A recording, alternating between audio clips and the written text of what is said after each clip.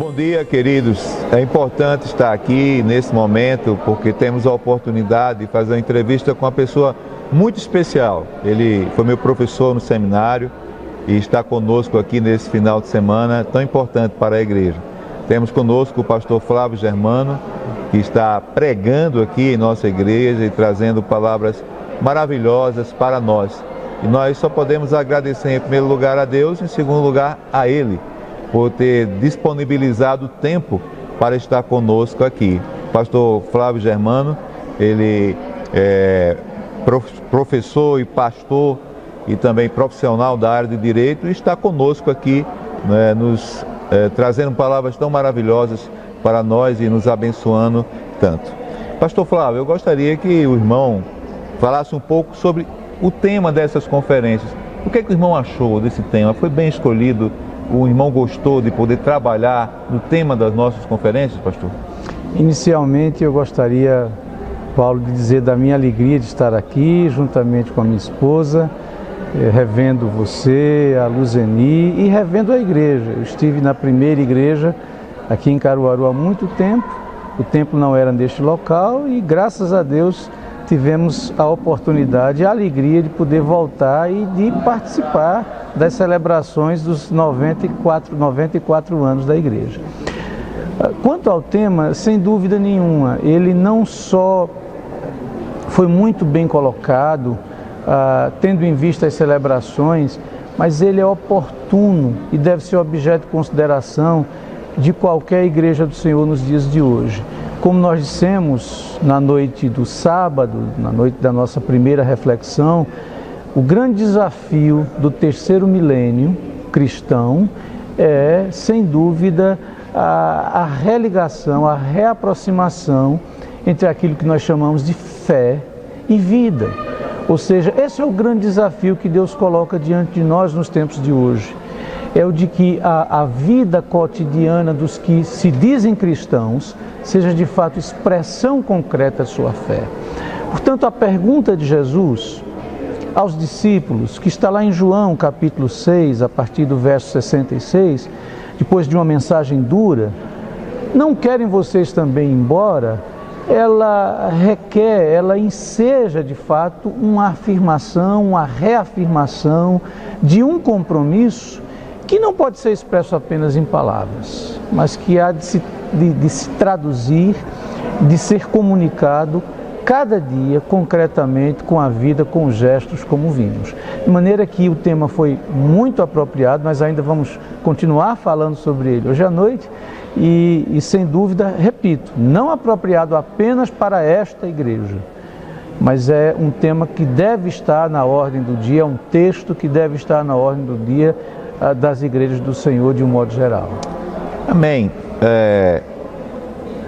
O irmão falou ontem à noite, até voltando aqui no que o irmão acabou de falar agora, nessa questão que é a grande obrigação da igreja do terceiro milênio, juntar não apenas palavras, mas ações. Perfeito. Não apenas falar do Senhor, mas viver o Senhor. Perfeito. Não apenas adorar com palavras, mas adorar com vida, com atitude, né?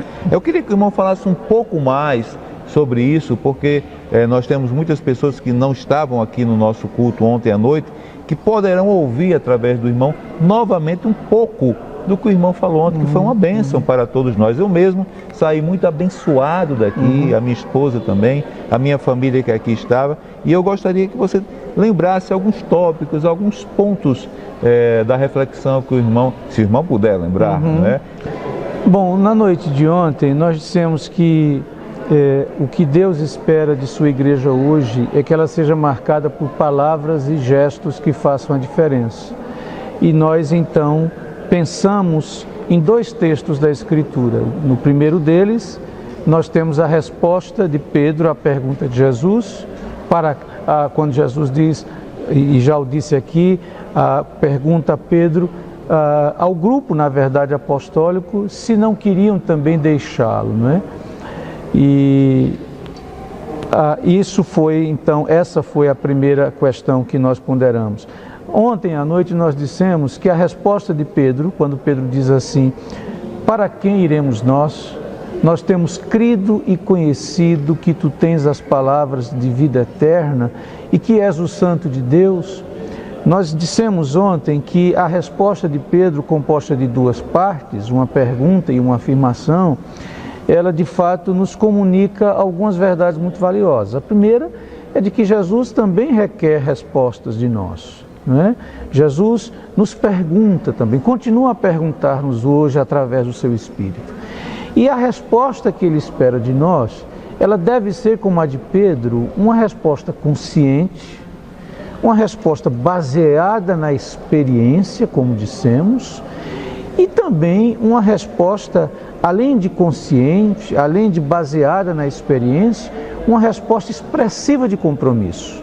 Quando Pedro diz, para quem iremos nós? Pedro está dizendo, nós temos consciência de que o Senhor tem as palavras de vida. Não há para onde ir, não há um outro para quem. Uma resposta consciente.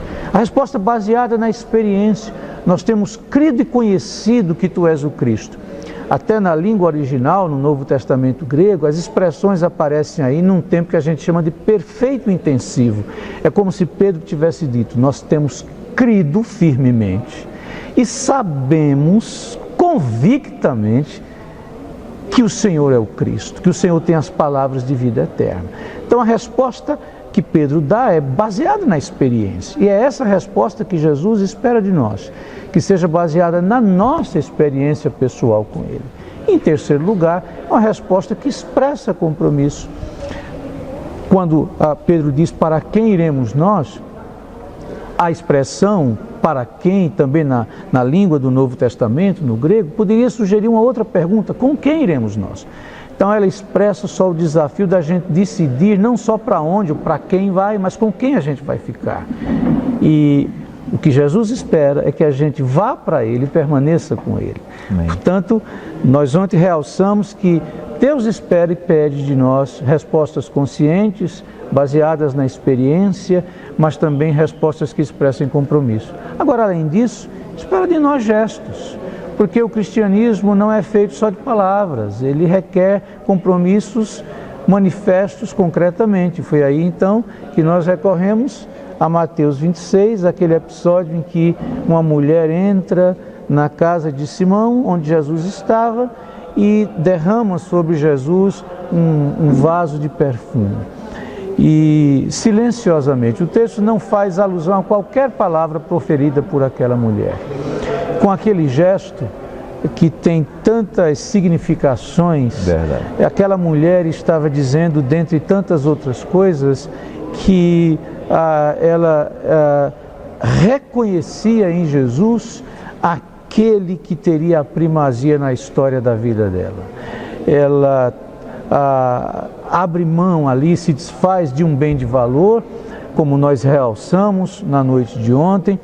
Ela quebra inclusive o vaso de perfume, né? Os vasos de perfume naquela época eram conduzidos pelas mulheres, tinham um gargalo comprido, e ela, ao quebrá-lo, ela quis dizer duas coisas. Primeiro, ela queria de algum modo realçar que o seu gesto era um gesto, eu diria, de extravagância amorosa, de afeição. O amor é extravagante, no bom sentido.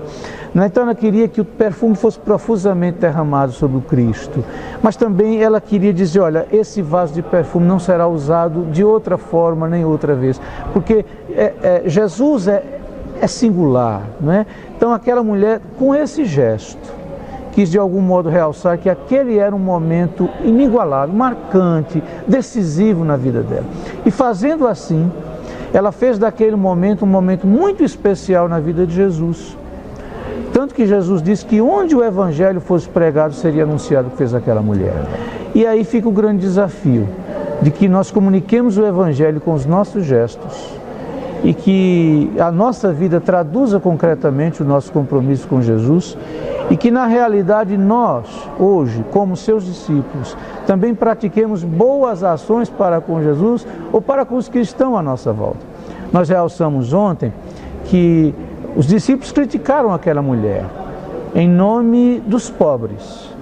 E às vezes o que acontece, nós também dissemos, é que de alguma maneira nós enfocamos abstrações, mas esquecemos o pobre que concretamente está ao nosso lado. Ali Jesus era o pobre que concretamente estava ao lado dos seus discípulos, encarnando toda a pobreza do mundo e que, no entanto, foi esquecido. Então fica o desafio para que as nossas igrejas, e de um modo particular esta igreja amada, não é? Tenha uma história marcada por gestos, por palavras sim, mas por gestos também que façam a diferença. Amém. Eu lembro-me que ontem à noite o senhor falou que as nossas igrejas, e com certeza essa igreja, ela tem uma atitude de adoração pobre, não é? Porque a atitude de adoração é mais o louvor cantado na igreja do que a expressão de um coração cheio de vontade de adorar o Senhor. Muitas vezes a gente entra na igreja, chega atrasado muitas vezes, não é?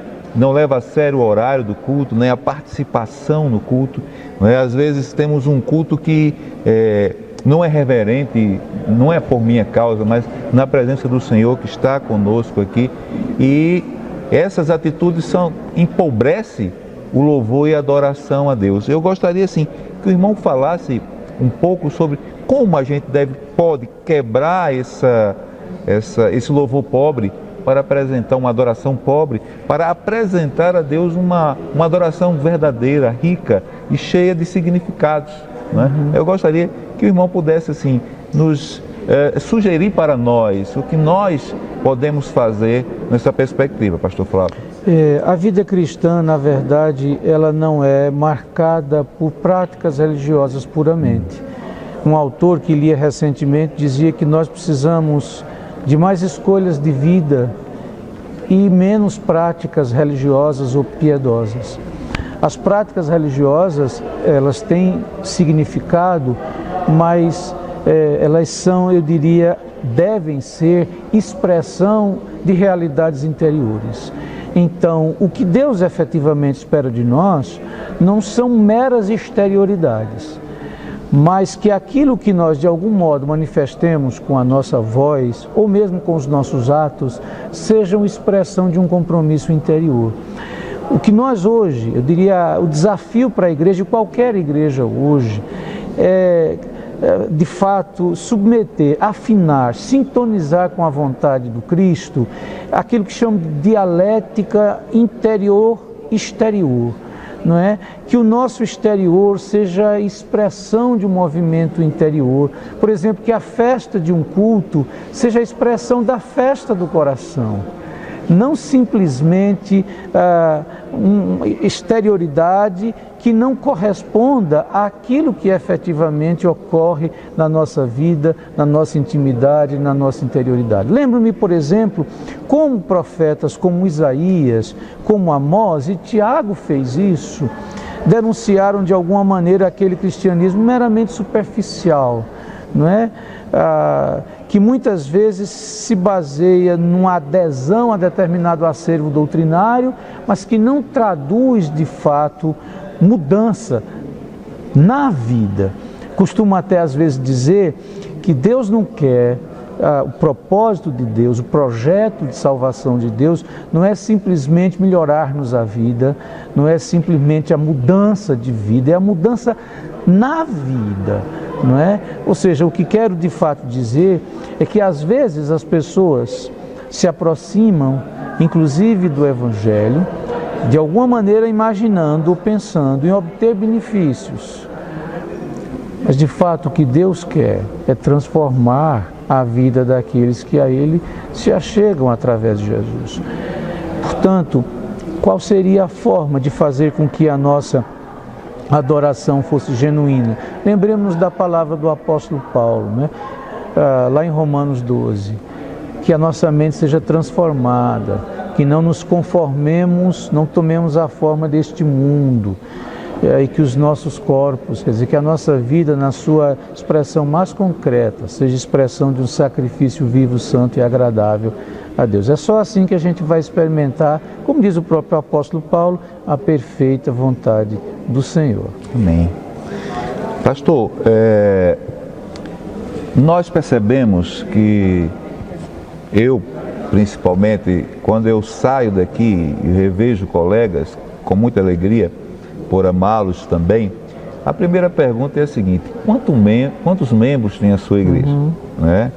Eles não perguntam qual é a qualidade dos membros da sua igreja. Né? Eu estava em Petrolina há 5 anos atrás e a igreja era um pouco maior que essa, e as pessoas faziam as mesmas perguntas sempre quando me encontravam. E eu, assim, penso um pouco diferente. Talvez o irmão pense igual a mim, que a gente precisa ter uma igreja que tenha mais conteúdo do que número. Porque a igreja evangélica no Brasil, ela é contada por números, né?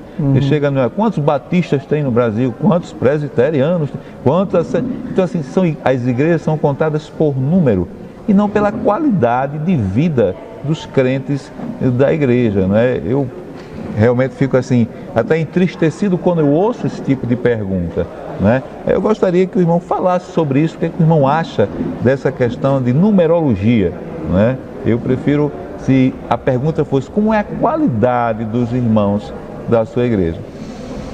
Infelizmente, eu diria, as pessoas hoje estão muito preocupadas com aquilo que habitualmente se refere ou se chama de sucesso. E a preocupação com o sucesso, ela tem sido espraiada, transferida do âmbito empresarial, profissional, também para o âmbito eclesial. E não somente isso, além desse inconveniente, ou além disso, eu diria, o pior é erigir, estabelecer um critério de aferição de sucesso que não é bíblico. Se nós formos considerar, por exemplo, o ministério de Jesus, enquanto ele esteve na terra entre nós, continua, claro, conosco, mas enquanto esteve no seu ministério terreno, mais propriamente, do ponto de vista numérico, do ponto de vista estratégico, do ponto de vista estatístico, obviamente nós não poderíamos dizer por padrões empresariais que o ministério de Jesus foi um sucesso. De jeito nenhum. Nós temos refletido durante esses dias, a partir de João capítulo 6, em que muitos deixam Jesus.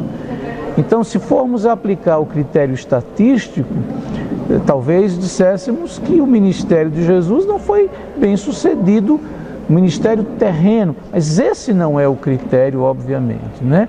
As igrejas precisam perceber que o critério de Deus para a aferição de um ministério não é o critério estatístico, não é o critério do número, por exemplo, de membros, não é de sua igreja ou coisa que o vale. Não estamos dizendo que a igreja não deve, claro, empreender um grande esforço evangelístico para alcançar pessoas e vê-las transformadas por Cristo. Mas o que estamos a dizer é que essa ênfase desmesurada, muitas vezes irrefletida, no sucesso e no critério numérico ou estatístico faz com que a igreja deixe de perceber que o que Deus quer do seu povo e dos seus filhos é que vivam em plenitude todas as implicações do compromisso cristão, não é? E nós não podemos esquecer dessa palavra e desse desafio. Por isso dissemos desde a primeira noite que para nós o grande desafio do terceiro milênio é reaproximar, religar e reforçar vida e fé. É isso, na verdade, esse é o grande desafio. Permita-me somente acrescentar o fato de que Jesus disse para os discípulos irem em missão. Jesus, claro, nos desafia também a testificar e a testemunhar de sua palavra. Mas nós devemos fazer isso sem prejuízo do que havemos de viver. Eu costumo lembrar uma expressão de Adriano Cella nos seus livros, quando ele diz assim: precisamos menos de mestres e mais de testemunhas. Nós precisamos muito mais de pessoas, sim, que exprimam o Evangelho, que anunciem o Evangelho com palavras, mas que o façam também com as suas vidas. Essa deve ser a grande preocupação da igreja. Se ela o fizer, se ela viver em paz, porque a Bíblia diz, Jesus disse no sermão, no chamado Sermão do Monte, que nós seremos reconhecidos como filhos de Deus se nós vivermos em paz, se formos unidos e misericordiosos uns para com os outros e para com aqueles que inclusive não partilham da nossa mesma fé. Se nós vivermos assim, nós seremos um polo de atração, não é? Se as pessoas verem na igreja de hoje pessoas diferentes, então essas pessoas e essas igrejas serão um polo de atração. E a quantidade será de algum modo decorrência da qualidade da vida ou das vidas comprometidas com Jesus. Amém, pastor. Eu às vezes me pergunto, né, e fico a pensar, por exemplo, o irmão tem um conhecimento bíblico, teológico muito bom, e nós podemos dizer assim, no nosso momento cultural da igreja, uma expressão grande de cultura bíblica e teológica. O irmão tem demonstrado isso. O senhor tem uma função que não é uma função de pastor só. O irmão é pastor, foi professor de seminário, né? E tem uma função social também.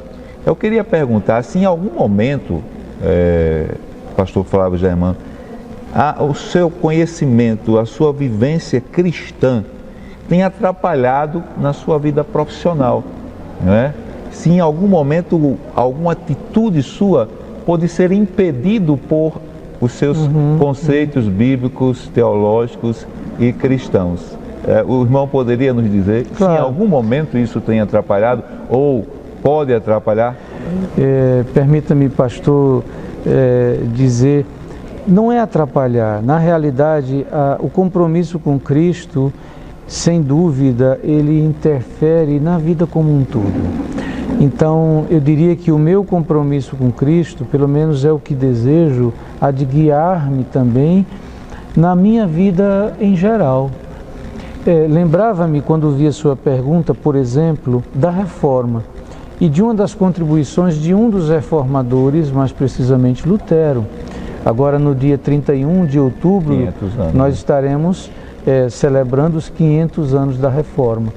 A Lutero se atribui, dentre outras contribuições, uma contribuição valiosa, que foi, de algum modo, a mudança da ideia de vocação. Porque até Lutero se concebia que vocacionados só eram os religiosos, aqueles que se devotavam ou se dedicavam estrita e especificamente à vida religiosa. Normalmente à época em monastérios, né, à frente de comunidades religiosas. E Lutero repensa essa noção.